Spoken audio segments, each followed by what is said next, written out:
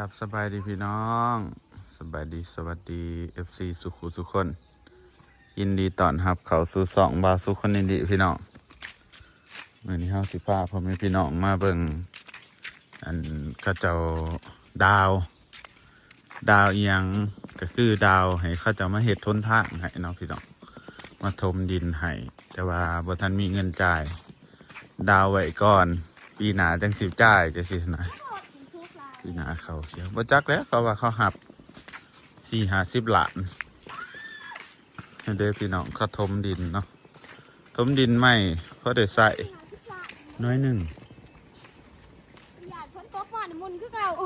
มุ่นหันแล้วแต่ว่าก็ใส่กบเห็ดน้อยหนึ่ง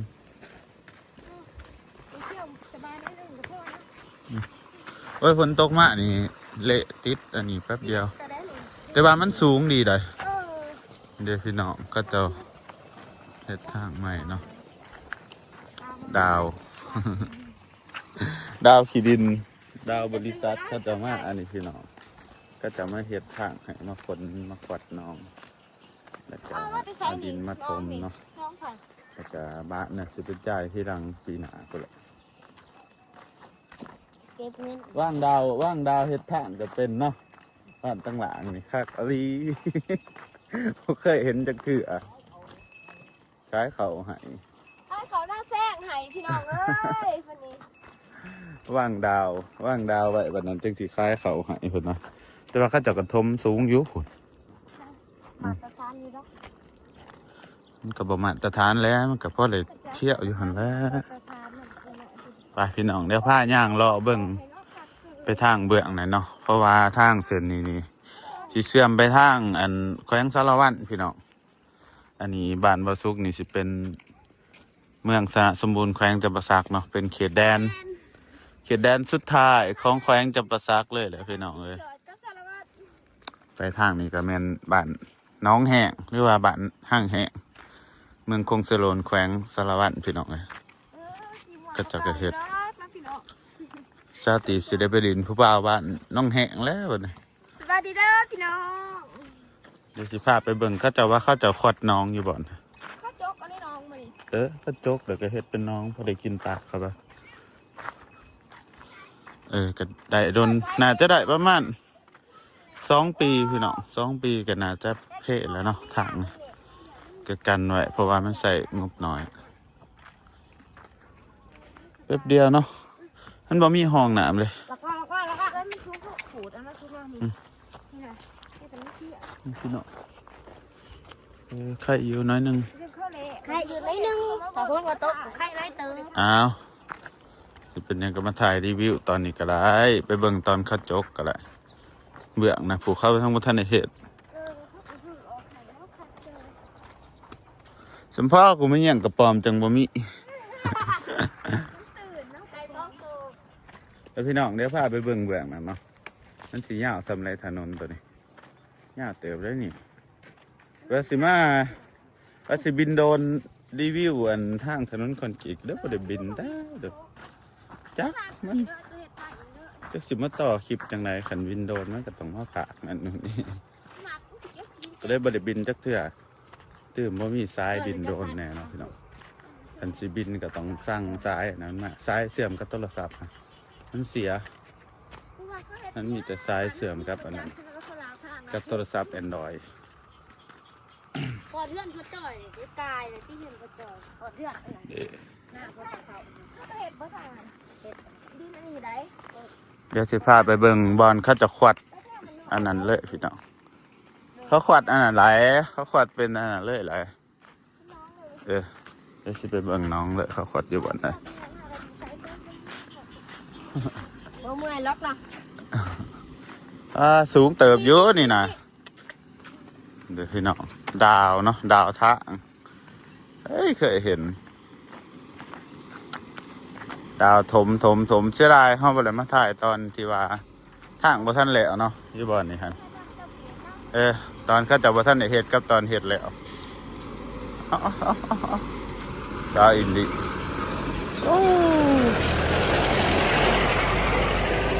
ไงมันตัวนี้เป็นทางติด แคมเซ่เลยพี่น้อง อันนี้เป็นแม่น้ำเซโดนเนาะแม่น้ำเซโดนไซส์เป็นไซส์เนาะ จะคือบ่เคยลองเทื่อเลยวะ อีขันไปลองคักอยิ้นี่กระทมอยู่บ่นี่ น่าจะสิไปเรียนนี่โอ๊ยมันเดี๋ยวจะเฮ็ด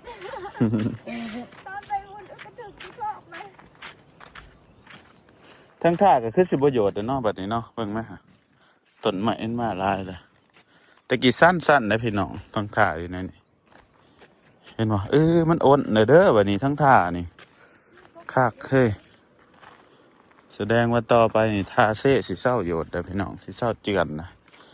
เอาเยือน มันบ่เจือนคือตาฟังเซ่ ขับรถกลับมาก็หนัดโต๊ะคุมอยู่นี่ เหมือนบ่ มันสิอยู่นะสักแค่ นี่ได้เข้าผสมใส่หลายๆบ่นี่ คุมแบบว่ามันโกนดกนะแต่ยา เด้เขาถมใส่บ่อนบ่ว่าติในดอนหอเขาจะถมแล้วบ่ ยังดิ ว่ายังบ่ทันถมถมแล้วว่าแต่ติ เดี๋ยวมาเลยนะเอาคูดขี้ดินไปใส่ โอ้อันเด้อ ที่อันนี้แล้วนี่ เออตัดสื่อไปเลยเนาะเขาจะบ่ทันได้ถมติอยู่ในนี่เพิ่งติหาเออแสดงว่าแท้นี่บ่ทันได้เฮ็ด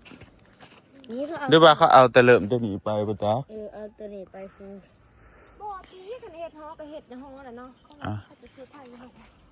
หากว่าอิหยังคือจะว่าจกเปิดแล้วนะอันนี้เป็นรถ ทะ แท็กเตอร์คูโบตรา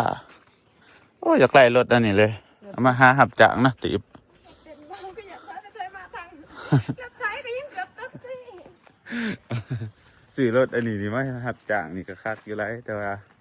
ราคาแพงแล้วนะที่บ้านเฮา3-4 ล้านผัวเนี่ยทางบ่อนนี่บ่ทันเฮ็ดพี่น้องเห็นเด้สภาพตอนทางที่บ่ทันเฮ็ดก็สิประมาณนี้แล่นพาเบิ่งสุรัตแดนก็เตะไปนํเด้อ ง่ายแต่ว่า แล่นให้พี่น้องเบิ่งนี่ เตะใหม่เลยเนาะ ไปเบิ่งบ่อนเขาจกไป โอ้ยพ่อแล้วนุ่มพ่อแล้วให้แสดงน้อยหนึง ข้าสืบข้าว่าง่ายเกือบอันนี้จะเตะที่เดี๋ยวเอาเดี๋ยวไปเบิ่งบอลเขาจะจกพี่น้อง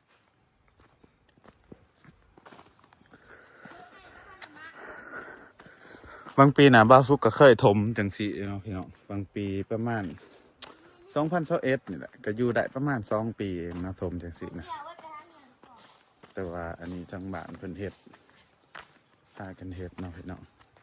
ปีหน้าเพิ่นจังสิเทคอนกรีตเปลืองนะฟังนะเพิ่นก็ยังสิเก็บกันคือเก่าพี่น้องเอ้ยมาถ่ายให้เบิ่งซื่อๆบอนเพิ่นอันดาวทาง สุรัตน์นะเอาวันนี้อีกสุรัตน์เอาเลยเอาเฮ็ดอะไรคือรถกันนะรถมา เอาห้องบอลนี่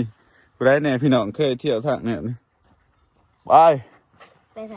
แดนเตะฝุ่นให้เบิ่ง อันนี้ก็กินลิ้นไป เอาโตเห็นนะอันนั้นสุด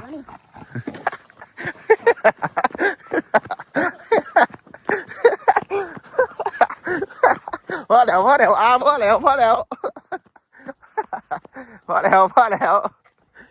โอ้โหเป็นปอดตายได้แนวนี้พอแล้ว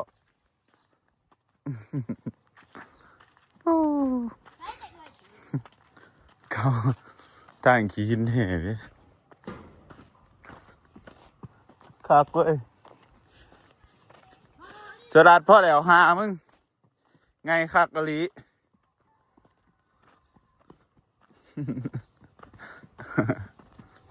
อ๋อเดี๋ยวพี่น้องมาเบิ่งบอลอันสาขัดเจออยู่นี่เลือกวัสลัดโอ้เป็นว่าท่านเลือกเป็นไรกำลังน้อยนึงเอาเขาจะจกอารินอยู่บอลนี่พี่น้องเห็ดเป็นน้องเลยสิมีปลาอยู่บ้านน้องแบบนั้นอันนี้เป็นน้องเป็นอันนี้เลยโอ้จกอยู่บอลนี่เลยป่ะ จกอายุหน้าบางกอกนี่คือสิคักเลยเป็นน้องอันหนึ่งเลยพี่น้องกำลังเขาจะจกเนาะนี่รถจกคำนัสึเขาเจ้าบ่ได้ทมมาอยู่บ่อนหอนี่เขาเจ้าสิทมอยู่ว่าแถวนี่เฮ็ดคือกันเนาะเอาไว้บ่อนนี้เขาเจ้าก็ยังสิทมอยู่พี่น้องครับบ่ทันได้เฮ็ดเริ่มต้นบ่อนนี้ก็เขตแดนบ้านบ่สุกกับสุดบ่อนนี้ล่ะสุดในบ่อนนี้แหละพี่น้องการนี้ก็เป็นสารวันไปเลยเขตแดนระหว่างแขวงต่อแขวงพี่น้องจักเลยอะเขาก็สิเฮ็ดเป็นรั้วมั้งจากดินบ้านเฮาหอดประมาณแถวนี้แหละน้องแห้งกับบ้านเฮามั้งตัวนี้แต่ว่าถ้าเลือดจกโลกจะอันสิขึ้นได้บ่ โอ้ยสุรัตน์ นี่มันสิขึ้นบ่หลายอีก เดี๋ยวสิว่าเลือดจกบ่สิลัดฮะ ข้าก็จกทางมันลง แค่ว่าหันขีดมันเป็นอันนั้นโสย นั้นโดบ่มีอันนั้นเนาะคันมีเป็นหินแห้งคือสิคักพี่น้อง แต่ถ้านะคะ หินแบบมีขี้หินอัน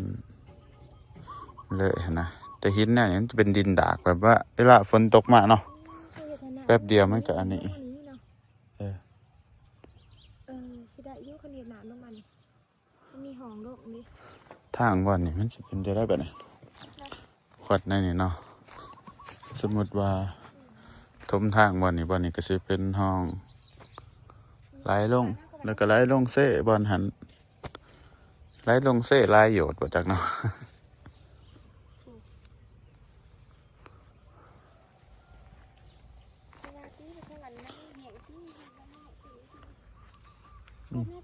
นี่เข้ามาเลย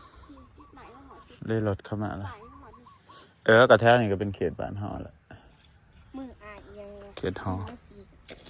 ฮะ เด็บมือละสีเด็บมืออายอันนั้นละสีพยานที่เราเกี่ยวกับเมื่อแล้วมันนึกออกว่านะ แล้วรถเข้าสิมาแล้วก็จะค้นเขาไปบ้านนี่เขาจะค้นไปยังไงเขาจะอันนี้ซื้อดินบ่นะบ้านนาคามที่บอกนาคามน่าจะแม่นไปเฮียนครับรถจกรถยังนี่ก็ได้ล้อถ้ารถมาเบิดก่อนท่านจังหยังเนี่ยมันจังโมไง2 หรือ 3ที่บอกพากันจกเอาลินอยู่นี่เนาะพี่น้อง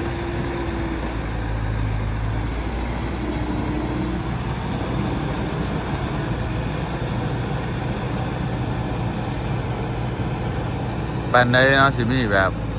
งบแบบว่าฟรีเนาะ เฮ็ดทางให้บ้านเฮาคือสิคัก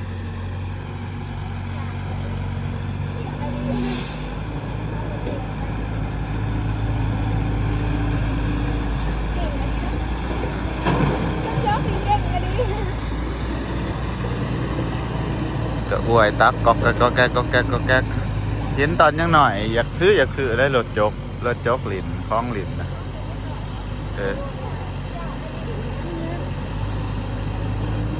จกก่อนใหญ่เลย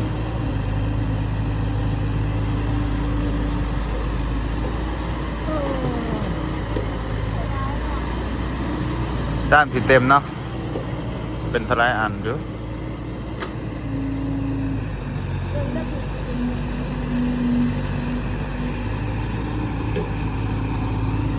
ดูว่าไม่สุดนะก็คือตอนนี้หน่อยไม่เคยเห็นแต่โจ๊กมายืนบน ตอนยังไงเขาเคยเห็นรถจกเดี๋ยวเขาก็มายืนเบิ้งตอนจะแค่อีกเขามาจกน้องนี่มาหุ่มเบิ้งเลยเนาะ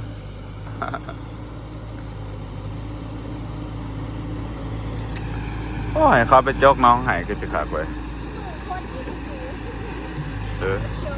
มันก็จกจวดโอ้ยอยากเข็ดโขกน้องหน้าว่ะ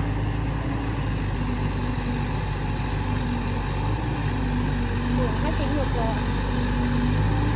มันบ่ขึ้นมันก็สิเว้นไป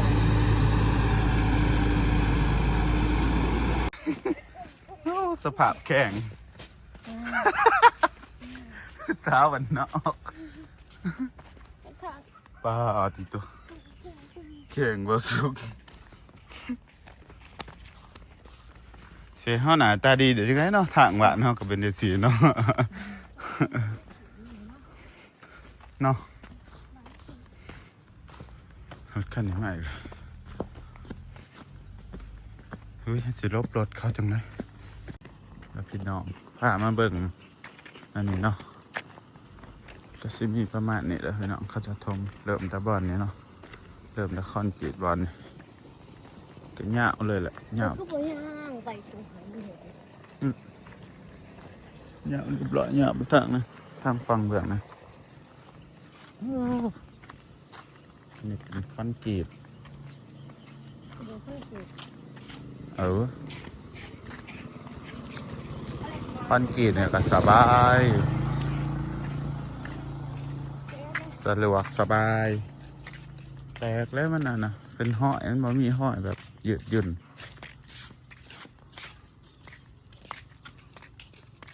มันเท่แบบมาตรฐานเนาะก็สิคักเท่แบบอันทางไงว่าตอนนี้มันก็โอเคแล้วพี่น้องอยู่ตะนาบ้านเฮาอยู่ได้หลายปีแล้วแมวแต่พี่น้อง